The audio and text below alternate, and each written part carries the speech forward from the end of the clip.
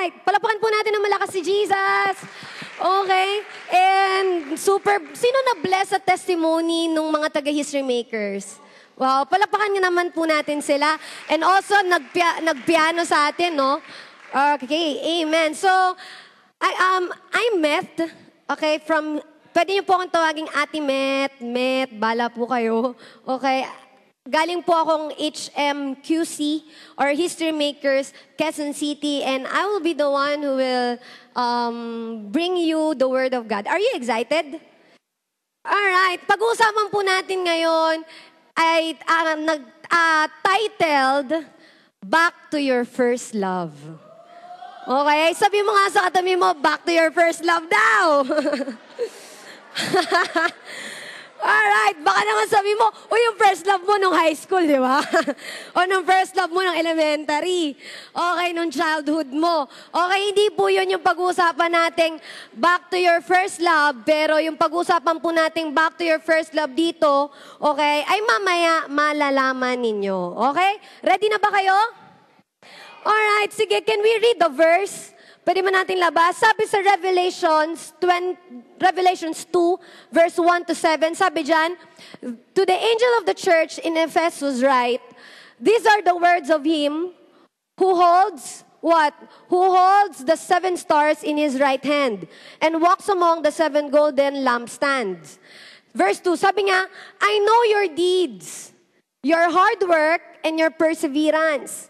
I know that you cannot tolerate wicked people, that you have tested those who claim to be apostles but are not, and have found them false. Verse 3, you have persevered and have endured hardships for my name, and have not grown weary. Yet, I hold this against you. You have forsaken the love you had at first.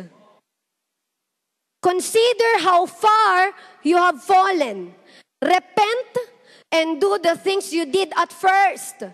If you do not repent, I will come to you and remove your lampstand from its place. Palakpakan natin yung word ni God.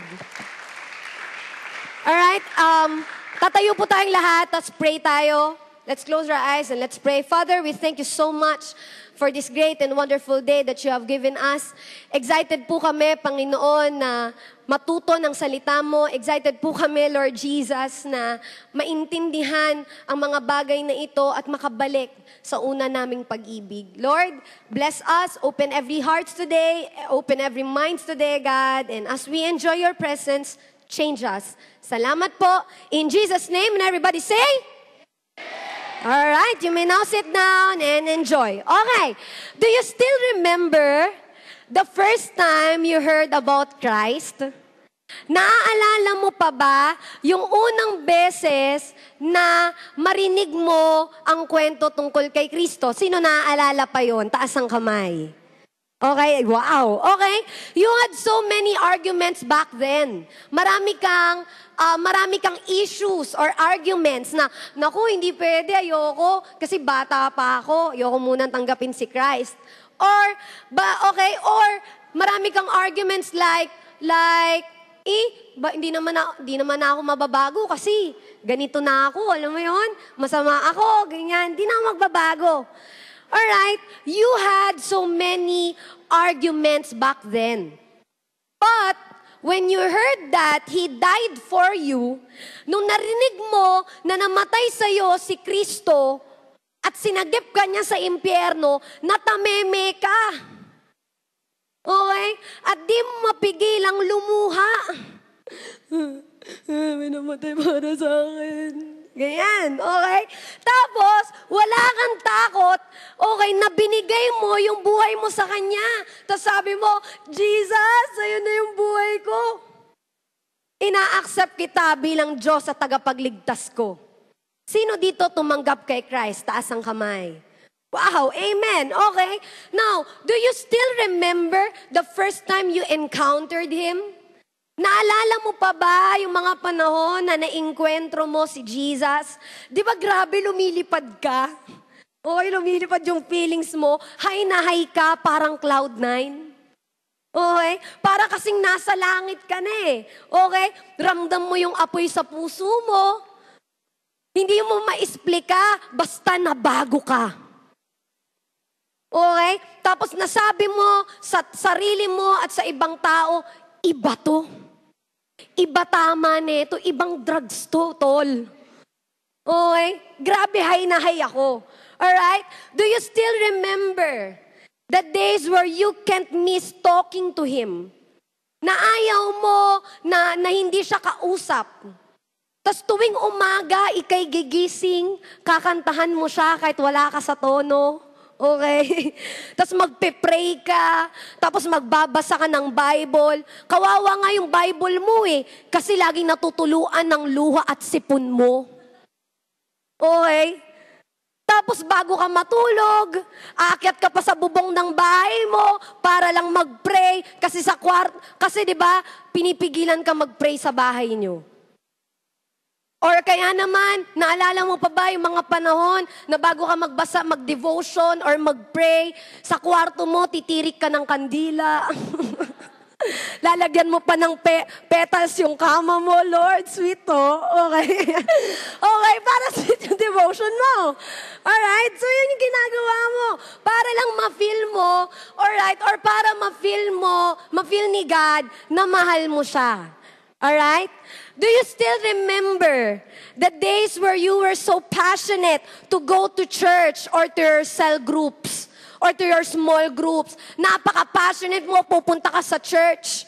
Okay? Ang aga mong pumunta ng church, 7:30 p.m. ang start, 7:30 a.m. nandito ka na.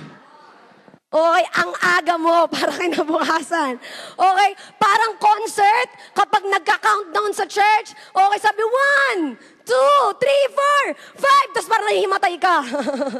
Okay, countdown pa lang yun.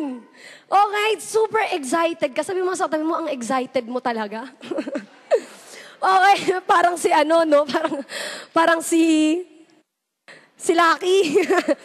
Okay, alright. Tapos ang taas ng talon mo, pag praise and worship, talagang tatalon ka. Alright? Tapos wagas ang iyak mo. Parang wala nang bukas. Okay?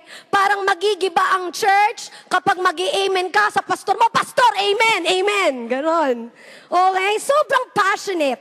Pwede mo bang kalabitin ulit yung katabi mo? Sabi mo sa kanya, passionate ka.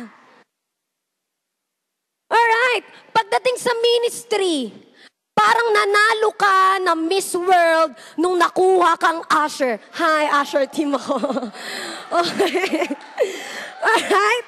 Diba? Parang, wow, okay? Kahit anong sabihin, okay, kahit kanino, sinasabi mong mabuti ang Diyos. Wala kang pera, sinasabi mo mabuti pa rin si Lord. Diba? Wala ka nang makain, mabuti pa rin ang Diyos. Okay? Nawalan ka ng isang ngipin, mabuti pa rin ang Diyos. Alright? In short, you are in love with Jesus. In short, you are so in love with God. Taas dito mga in love kay Lord. Diba? In love ka. Ang sipag mo pagdating kay Lord. Lahat ibibigay mo, pati pato, pati panabla. Text pala, no? Pogs. Okay? Diba? Balatang batang 90s ako Okay? Diba? Lahat binibigay mo. Now, di mabuti sa akin. Balik tayo sa Revelation, yung binasa ko kaninang verse. Bibigyan ko kayo ng konting background or context or history ng Revelation. Sabi doon, yung Revelation 1 to chapter 3 po is about Christ's letter to 7 churches in Asia Minor. Ephesus, Smyrna, Pergamum, Thyatira, Sardis, Philadelphia, and Laodicea. This is the 7 churches. Grabe yung letters, para kasing ang ginawa ni Christ, in-x-ray niya bawat simbahan. In-x-ray niya. Pinakita ni Lord kung sino talaga sila. Ano yung totoong nangyayari sa kanila. Hindi sila makapagtago kasi ni-reveal ni Lord ang totoong sitwasyon at kalalagayan nila. Now, Ephesus, the church, na binasa ko kaninang verse, Ephesus was the capital of Asia Minor. Sabi mo nga, capital. Grabe, this is what? The center of land and sea trade. Parang kung sa Bulacan, ang capital, Malolos. Parang ganon. Okay?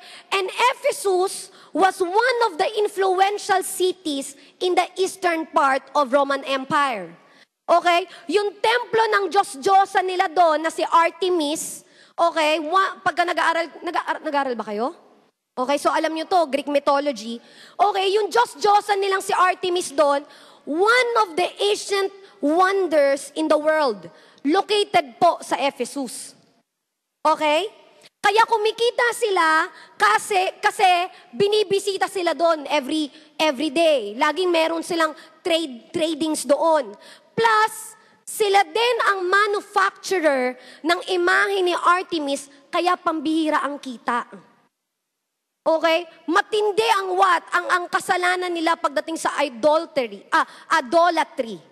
Okay? Yung pagsamba sa mga imahe o Diyos-Diyosan. Now, biruin mo, na-win sila ni Paul. Masyadong malalim ang idolatry dahil kay Artemis. Sa Diyos-Diyosa nilang si Artemis. But they heard about Christ. Ganon po yung turnaround. Then the church in Ephesus became the largest church in the world. Okay? And it became a powerful church. Naging malakas siya, matindi, at makapangyarihang simbahan. Parang simbahan nyo.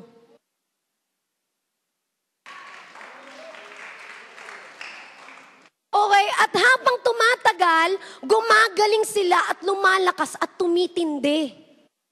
Okay? No, ano yung commendation ni Christ sa kanila? Labas natin sa verse. Sabi sa verse 2, sabi nga, okay, balik natin sa verse 2.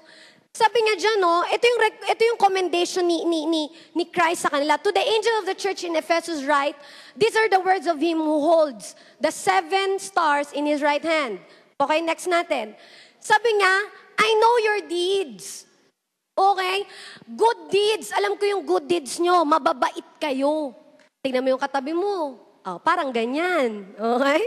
Mabait yan. Okay? Your hard work and your perseverance. Okay? Yung hard work mo daw. Nakita ni Lord. Alam ni Lord. Masisipag yan. Tingnan mo ulit yung katabi mo. Ang sipag niyan. Alright? Okay? Sabi nga, I know your deeds, your hard work, and your perseverance. Okay? Nakita daw ni Lord yung bait nila, sipag nila, okay, at nakita daw ni Christ yung perseverance nila. Paano? Kasi lumalaban sila sa persecutions at trials. Sino dito yung persecuted? Diba? Sino dito yung in trial? Dami mong problema. Ayan, diba? Pero, kinakaya mo. Tingnan mo ulit yung katabi mo. Parang siya. Okay?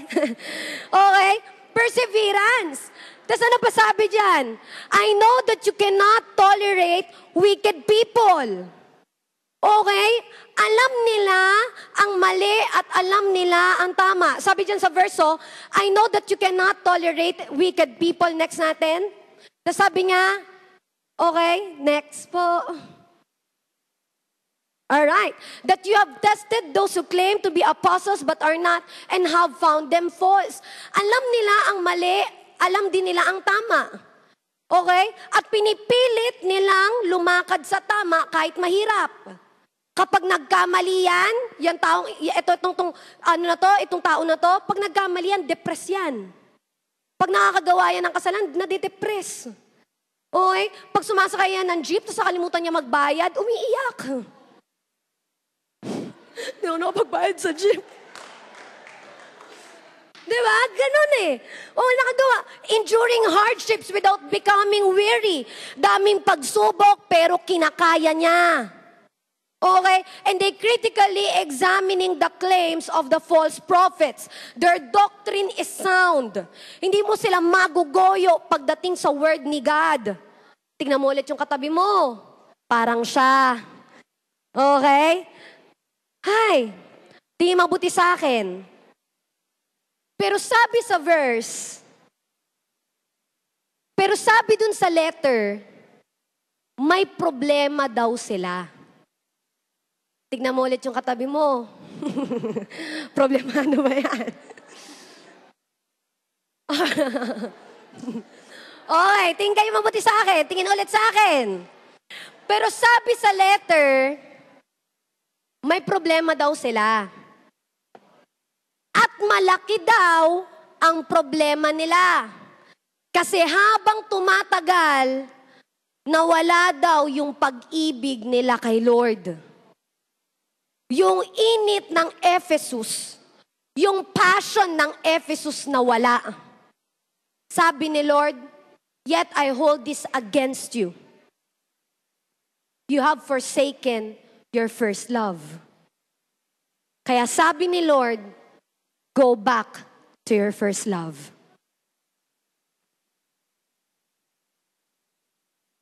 Are you here? No, paano kaya tayo makakabalik sa unang pag-ibig natin? Paano kaya tayo makakabalik sa first love natin? Bibigyan ko po kayo ng 3 points na hindi po ako ang nagbigay, pero galing po mismo sa verse. Hindi po ako magpipreach.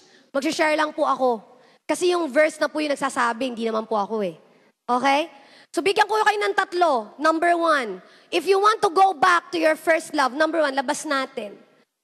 Consider how far you have fallen. Sabi sa verse, sabi niya dito, yet I hold this against you. You have forsaken the love you had at first. Consider how far you have fallen. Okay? Pag sinabi mo pong consider, it means this. Consider means think about it carefully. Okay? Pag sinabi mong consider, take it into account. Or parang ganito, i-reflect mo daw. Or i-contemplate mo. Okay? Ganito, pag sinabing consider how far you have fallen, i-assess mo daw yung sarili mo. Okay? I-evaluate mo yung sarili mo. Because of the busyness of life and work and studies and ministry, nagkapatong-patong na yung schedules mo. Okay? Super ingay ng paligid. Hindi na natin alam ang totoong kalalagayan at sitwasyon natin. Bakit? Natakpan na ng busyness ng buhay mo. Okay? Kaya sabi ni Lord, ito yung gamot.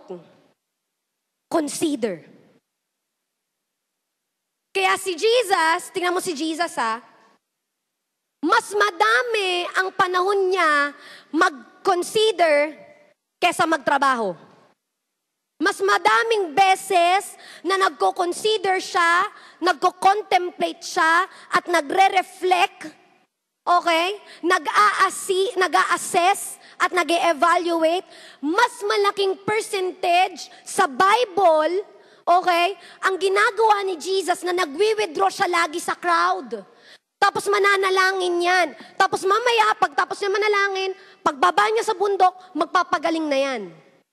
Tapos mag-heal na yan ng may sakit. Magpa-prophesy na yan. Magdi-disciple na yan. Pero bago niya gawin yon, ang laging mangyayari sa kanya, magwi-withdraw siya. Ang laging gagawin niya, aalis siya sa crowd, tapos mag-a-assess siya. Tapos after niya ulit gawin yon, babalik ulit siya sa asawat. Dadayo ulit siya sa isang kabayanan. Tapos ganun ulit gagawin niya. Tapos mamaya yung mga disciples niya, hinahanap siya. Jesus, nasan ka? Yung pala si Jesus, nandun sa solitary place. Mag-isa. Nagko-consider. Nagko-contemplate. Nagpe-pray. Are you here? Sino dito naintindihan pa ako? Taas ang kamay. Ayun. Okay? May time ka bang, okay, may time ka bang itanong o may time ka bang tanungin ang sarili mo, kamusta ka na ba? May time ka bang sabihin sa sarili mo, kamusta na ba ako?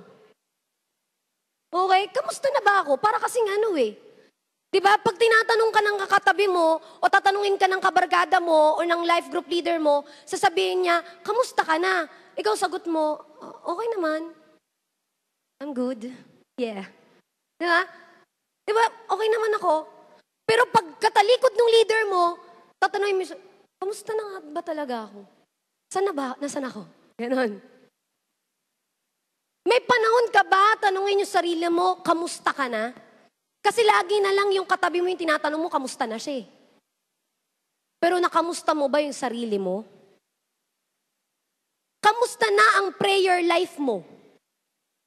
Kamusta na ba yung prayer life ko? Shucks! Dati 10 hours ako kung mag-pray, ngayon 10 seconds na lang. May problema nga ako.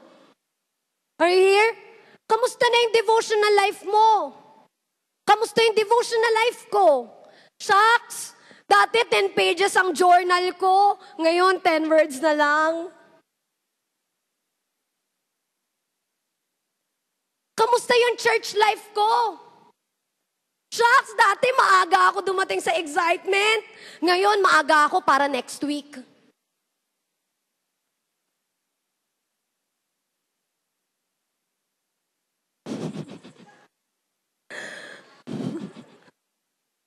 Ayoko na, trust.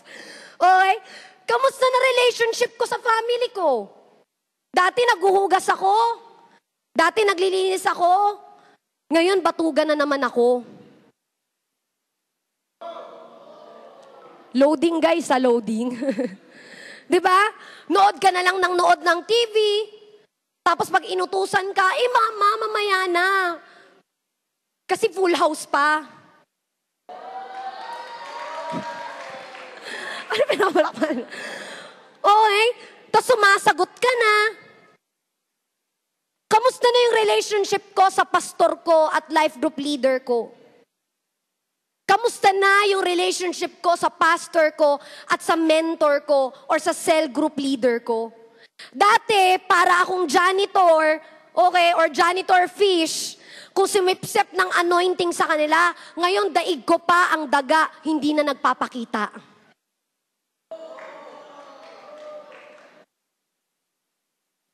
Mainitin ka na lately. Ang init ng ulo mo. Dati ang init-init mo kay Lord. Ngayon, ang init pati ng ulo mo. Lagi ka na lang galit, lagi ka na kasimangot, kalabitin ka lang. Anong problema mo? Diba? Teka lang. Wait ha. Saglit. Diba?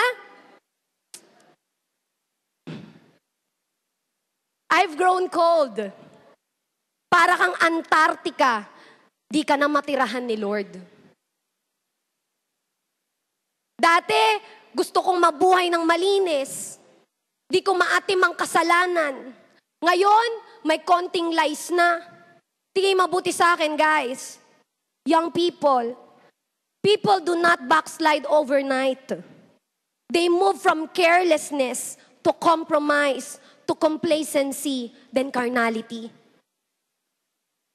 Kapag wala kang considering, contemplating, pwedeng umabot ka dito. Pwedeng masipag ka, pero wala ka ng love. Pwedeng nahaharap mo ang mga pagsubok mo sa buhay, pero wala ka ng love.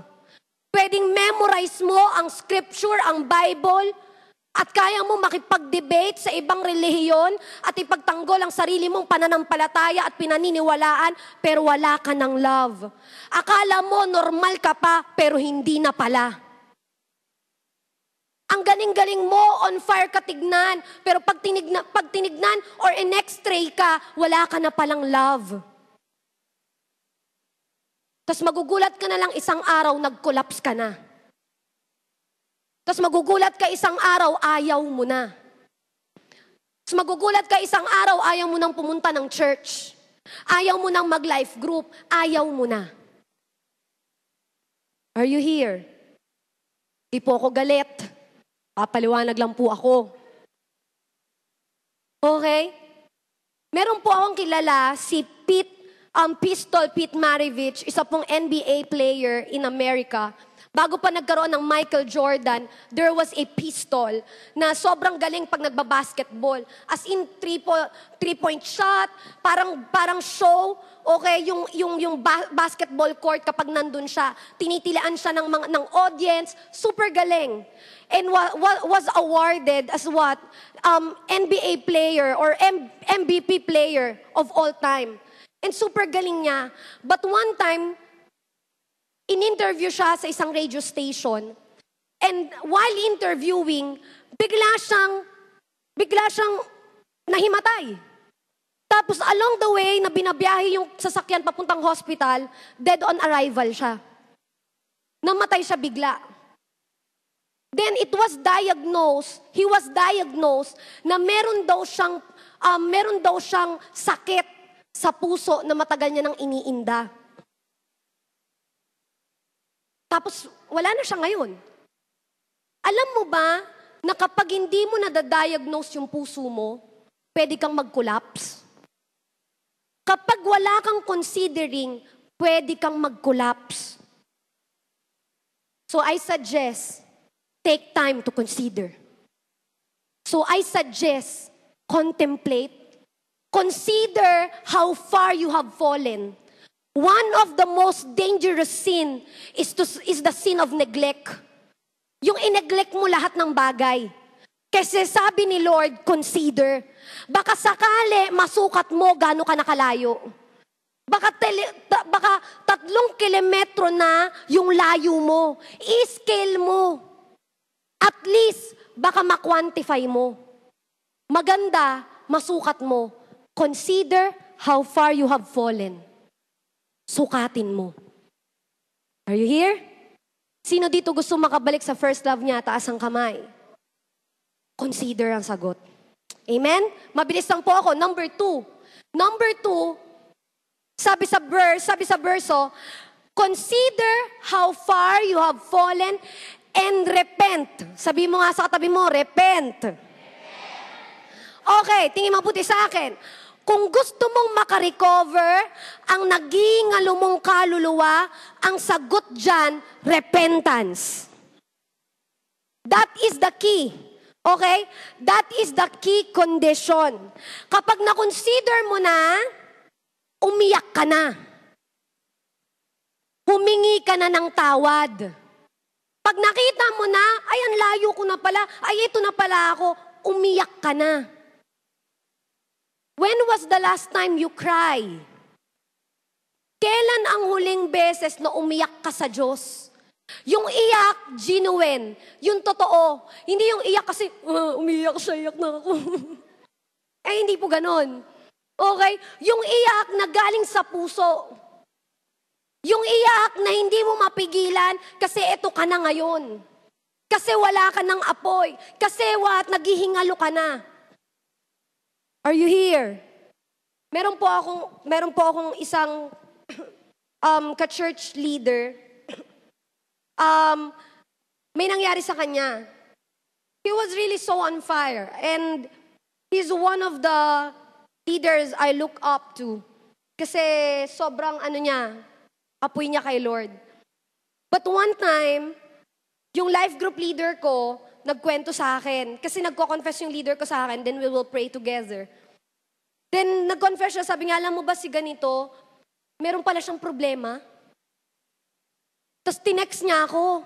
Sabi niya, ate, pwede ba akong pumunta sa bahay niyo? Sabi ko, sige, punta ka. Pumunta daw. Pagpunta niya, dun sa bahay, di sa sala sila. So umupo. Bigla daw tong lalaking na to, umiyak. Yung ganon. Basta iyak talaga. Iyak ng lalaki na humagulgol na hindi mo malaman. Tapos sabi niya, teka lang, ba't ka umiiyak? Ano ginawa ko sa'yo? Tapos nang ginawa niya, she attempt to comfort that guy. Na, Lord, anong sasabihin ko sa kanya? Kailangan sabihin ako sa'yo para tumigil siya umiyak. Ganon. Pero sabi sa kanya ni God, mo siya pakialaman, hayaan mo siya. Kailangan niya umiyak. Sabi, sige Lord, di mo pabayaan ko. Pinabayaan niya, umiyak. Iyak ng iyak, ilang oras kakaiyak. Tapos nung nakita niya na, oh, okay ka na? Oh, ate, okay na po ako, uwi na po ako. Okay. O, sige. Sige, pag-pray kita ha. O, saglit. Sige, pag-pray kita. Sige po, babay po. Kailan ka huling umiyak kay Lord? When was the last time inassess mo yung sarili mo tapos umiyak ka sa Diyos? At nakita mo na nagkamali ka. Repentance is a decision to turn from coldness. Kasi nanlamig na siya eh. Kasi naging careless na siya eh. Kasi nag-compromise na siya na papunta ng carnality or flesh. When was the last time you cry at sinabi mo, ayoko na! Hindi na ako masaya. Ganito na pala yung kondisyon ko. It takes an honest answer to know what is your true condition for you to be revived. When we break with our sins, kapag nag-break ka sa sin mo, when we break with our sins, God breaks in and we experience breakthrough. Kaya sabi ni Paul sa Galatians, sabi nga, are you so foolish that after beginning with the Spirit and you're trying to attain your goal with a human effort? Nag-umpisa ka sa Spirito tapos gusto mo mag-end sa flesh? Are you foolish? Nag-umpisa ka dyan, tapusin mo dyan. Amen. Lord, I break with my sins. Please, God, break in. I want to experience breakthrough. Lord, I want to be revived. Magpakabasag ka. Pulbusin mo yung sarili mo. Huwag mong hayaan na si Lord pa yung bumasag sa'yo. Di ikaw basagin mo yung sarili mo. Umiyak ka, magsisi ka, bumalik ka sa Diyos. Amen. Palakpakan po natin si Lord doon. Thank you, Jesus. So number 1, you consider how far you have fallen. Then number 2, you repent. Magsisi ka, tumalikod ka sa kasalanan mo, tapos bumalik ka sa Diyos. Hindi masama magsimula ulit.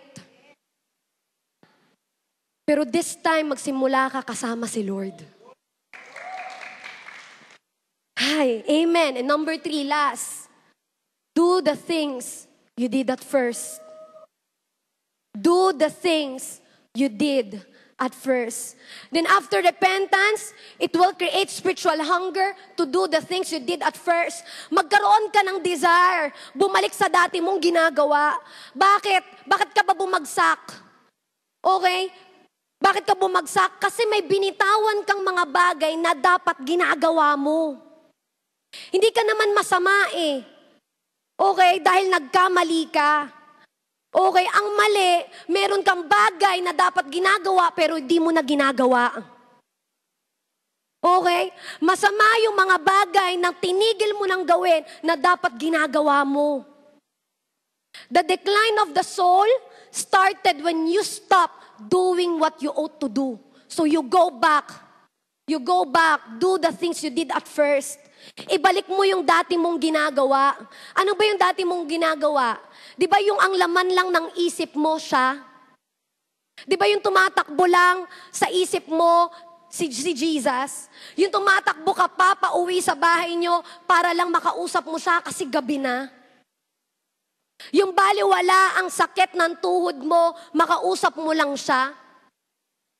Yung hindi ka mapakali lagi at gusto mo mag-church at magsamba kay Lord.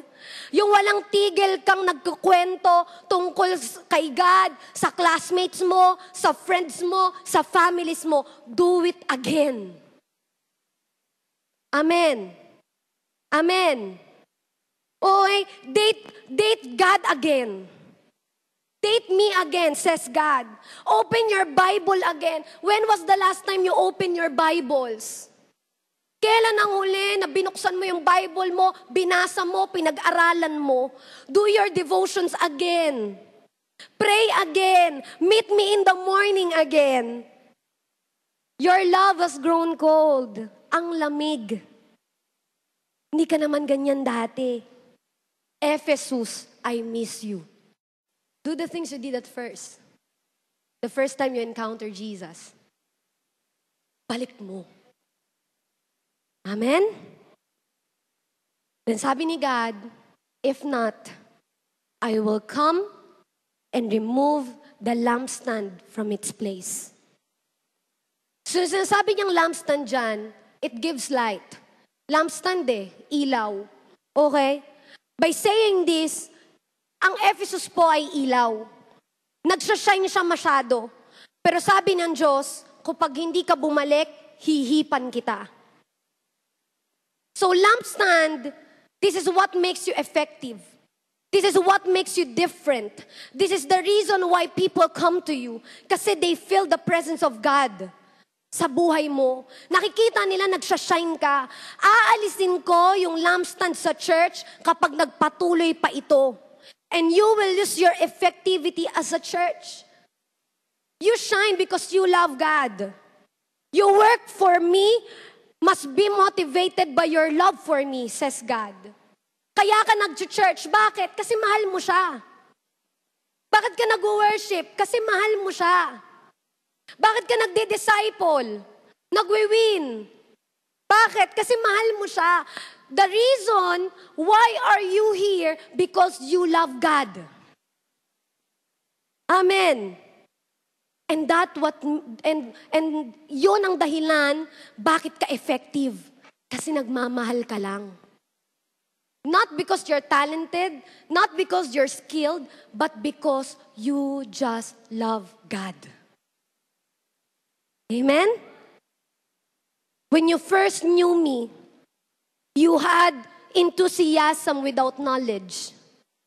Nung una mo akong makilala, hindi ka naman theologian, hindi ka naman aral ng Bible school, pero grabe yung passion mo, grabe yung enthusiasm mo.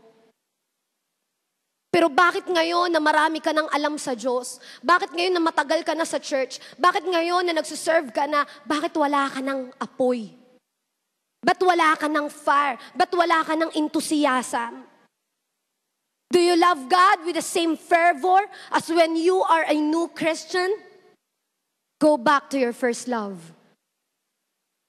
Amen? Hi. If you will love me, you will shine. Pag mahal mo ang Diyos, kahit hindi mo ipakita, nagniningning ka. You will shine bright. You will be effective. You are effective not because you do things for me. You are effective because you love me. Nothing more, nothing less. Hi! Thank you, Jesus. Kaya sabi sa Matthew 22, pwede ko bang ma-invite yung nagpapiano? Sabi sa Matthew 22, love the Lord your God with all your heart, with all your soul, with all your mind, with all your strength. This is the first and greatest commandment. Amen? Kaya alam mo, sabi dun sa lyrics, no? Labas lang natin yung lyrics. Tingnan mo yung lyrics nung pinakanta natin kanina. Kung may kanta ako kay Lord, ito yung kanta ko sa Kanya. Sabi niya dun sa verse, sabi niya, dati-rati, laman ng puso mo ay ang pangalan ko. Laging ako sa isip mo. Ba? Ganun dati. Dati-rati, inaawitan pa, labi ay may ngiti.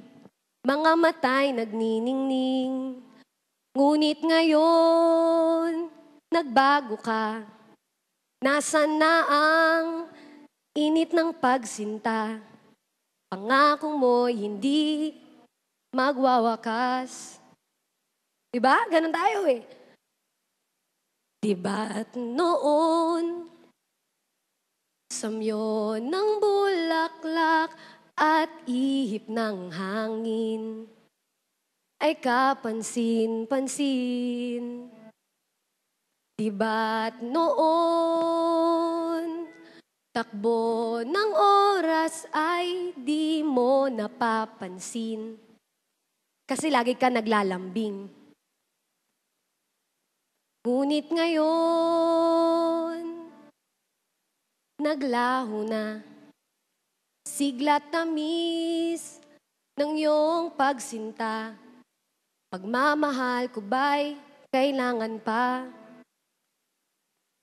Kaya sabi dun sa bridge, sabi niya, Panginoon, ako'y nabulag ng mandarayang mundo. Ako ay patawarin mo. Mula ngayon, ang buhay kong ito'y iaalay sa'yo. Gamitin mo ako, gaya ng dati. Who wants here to go back to their first love? I invite all of you to stand up. Tayo tayong lahat. And let's close our eyes. Pikit tayo lahat and acknowledge natin si Lord. This word ay hindi para sa katabi mo. Yeah? This word is for you. Do you still remember unang dinig mo patungkol kay Jesus? Do you still remember the time you encountered Him? At natikman mo ang pag-ibig ng isang matalik na kaibigan? Do you still remember na ginagawa mo lahat para sa Kanya? You're so passionate and you're so on fire. Pero nag-iba na. Today, I want you to consider how far you have fallen. You start to consider gaano ka nakalayo, gaano kataas ang binagsak mo. Di masamang umiyak. That's okay. That's okay. You want to cry, you can cry. The best place to cry is in the church. Gaano kakalayo ang distansya mo sa dating ikaw? Kamusta ka na ba talaga? How's your heart? How's your intimacy with God?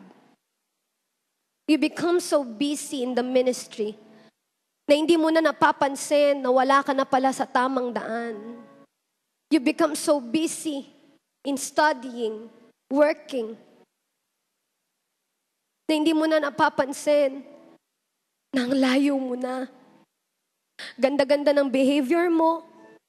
On fire ka tignan. You look so passionate. You have your good deeds. Bait mo naman. Wala ka namang ginagawa na masama. Pero huminto ka ng gumawa ng mabuti. Yung perseverance mo, pagdating sa mga problema, kinakaya mo. Nag-i-endure ka. Di ka sumusuko, pero wala nang love. You know what? You know what? You know, ang layo mo na. Alam mo, dapat mong gawin, pero nawala yung alab ng unang pag-ibig mo. Natatakpan na lang ng behavior, tatakpan na lang ng mga bagay, na ginagawa mo ang totoong sitwasyon at kalalagayan ng puso mo. Anak, ang layo mo. So much focus on the harvest, but not focus on the God of the harvest. Focus on the God of the harvest, and believe me, the harvest will just come in your church. So I want you to take time to consider. Sige, consider mo. Consider it. Consider it. Sige, i-assess mo, i-evaluate mo. Sige, maalala mo lahat ng mga bagay na ginagawa mo noon. Then repent. Umiyak ka na.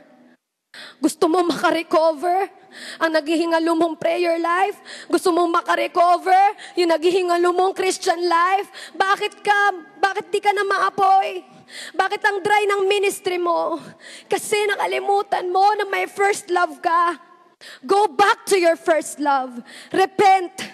Humingi ka ng tawad. Basagin mo yung sarili mo. Magpakabasag ka sa Diyos. Hanggang mawala na lahat ng nasa'yo at ang matira na lang siya sa buhay mo. Sige, break your hearts. Sige, break your hearts. Sige, basagin mo yung puso mo sa harapan ng Diyos. Hindi kailangan na magpa-cute ka ngayon. Hindi kailangan na magpa-tweetums ka ngayon. This is about you and God. If you want to kneel down, you can kneel down. You can talk to God today. Thank you, Jesus. Thank you, God. Thank you, God. Touch every heart today. Sige, talk to God today. Sige, talk to God. Sige, you cry out. Sige, break your hearts. Sige, break your hearts. Basag lang na mga tao ang imimit ng Diyos. Ang mga basag lang na tao ang katatagpuin ng Panginoon.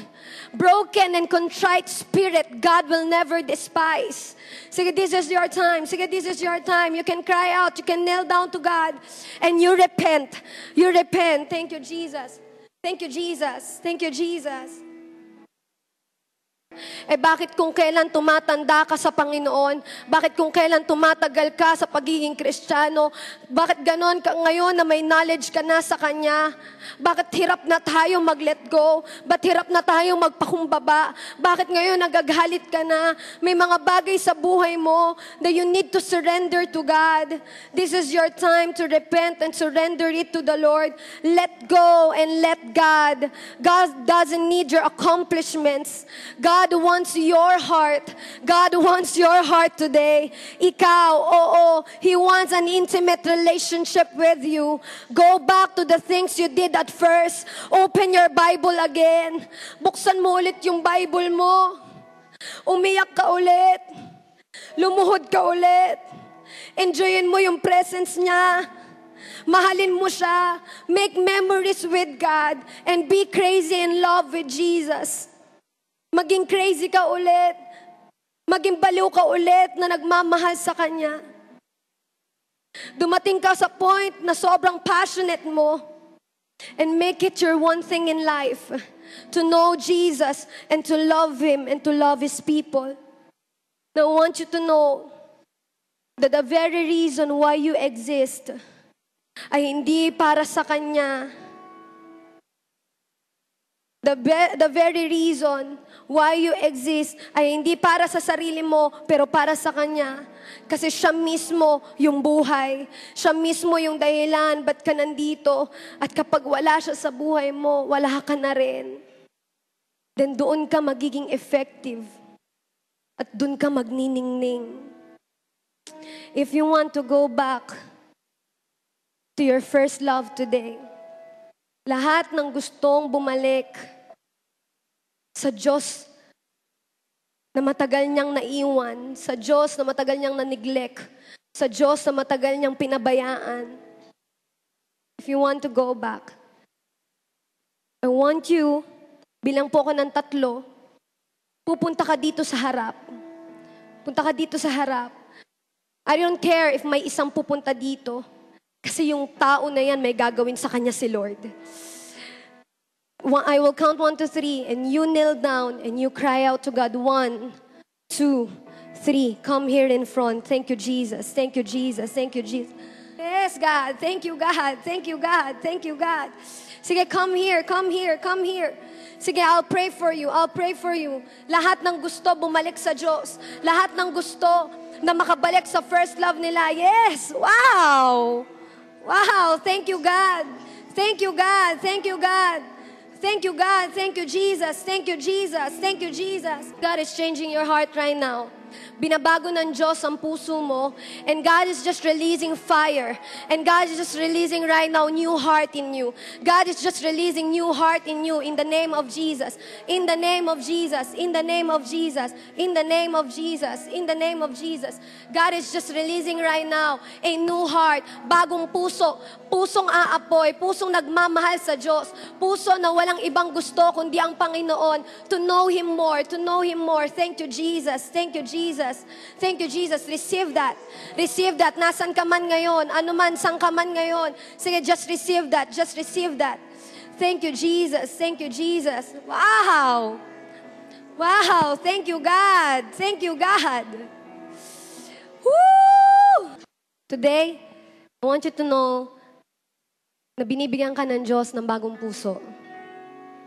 A new heart that will love God. A heart that is not a stone, but a heart of flesh.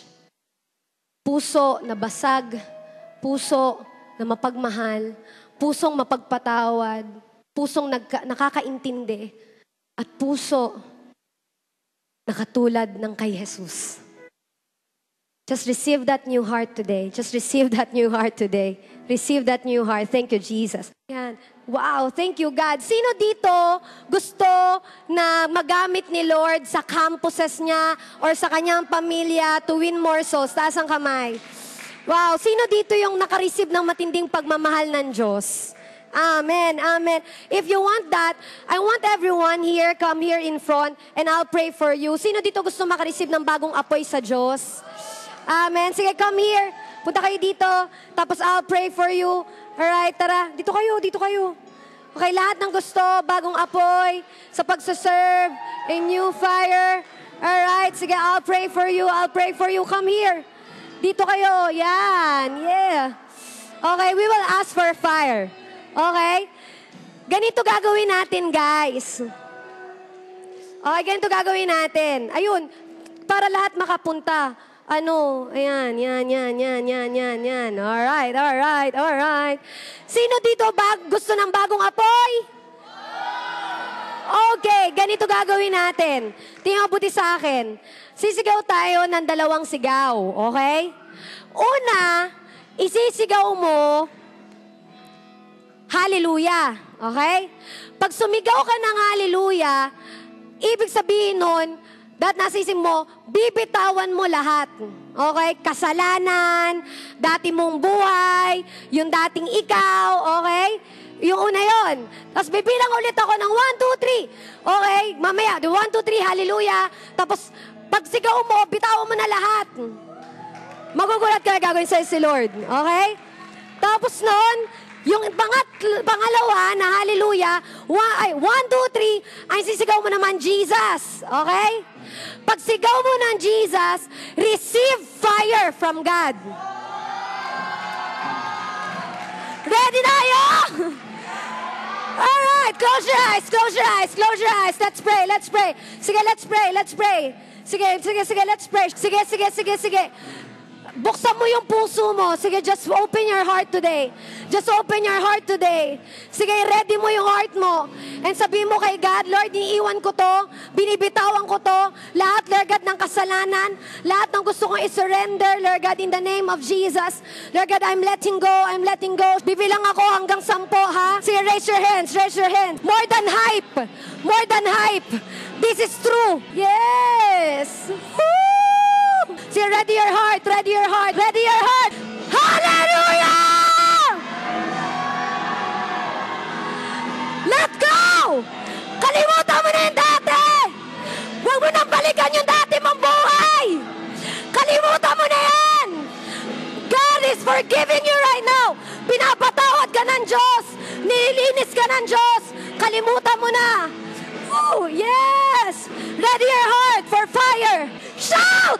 Jesus!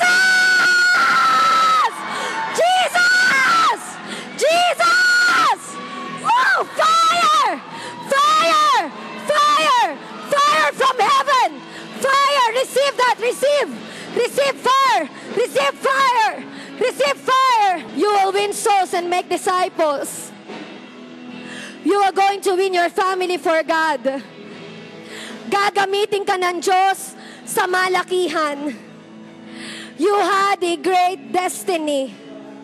And God is just releasing today fire from heaven. Receive that.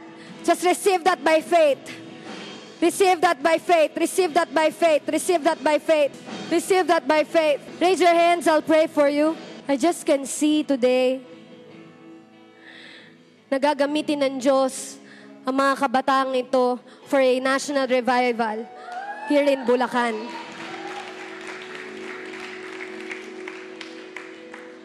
Bata ka lang ngayon.